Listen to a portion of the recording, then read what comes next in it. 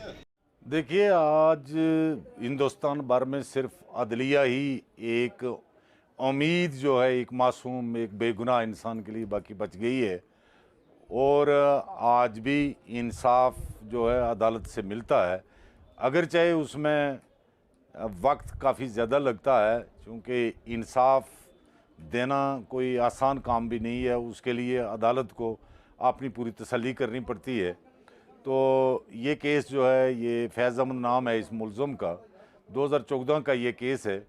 इसमें इल्ज़ाम था इस पर कि इसने अपनी साली, सिस्टर इन लॉ का कत्ल किया है। अदालत में चालान आया और उसके बाद वकील इस्तग़ासा को मौका दिया गया कि वो जो इस सिलसिले में इल्ज़ाम आयद किया गया है उसकी तायीद में अपने गवाहान, अपने सबूत पेश करे। तो प्रोसिक्यूशन ने, वकील इस्तग़ासा ने अपनी तरफ से मुताबिक चालान सबूत पेश किए और उसमें हमने भी अपनी तरफ से दलाइल और मुलज़म की सफाई में अपने सबूत पेश किए।